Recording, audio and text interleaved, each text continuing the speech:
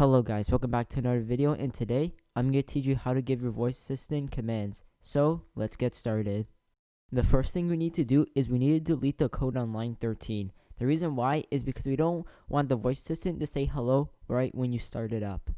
We also need to define a new function that will take in audio using the microphone to determine what you're saying. I'm going to call it get audio.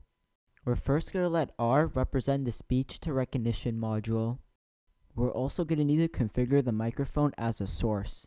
How we're going to take in audio is we're going to use the speech recognition module to listen to the source. What we're going to do next is we're going to create a try and accept clause to figure out what they said. The try and accept clause would first use the Google API in order to figure out what they said.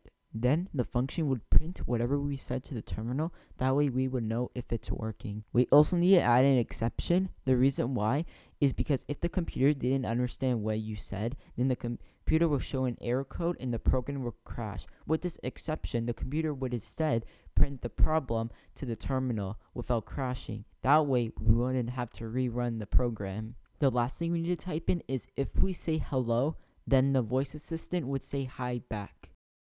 Once you run the program, the voice assistant should say hi to you once you say hello to it. Hello. Hi. My next video might be on how to make an Amazon tracker, so if you want to stay in tune for that, please subscribe to my channel. I hope you guys enjoy it, and I'll see you in the next one.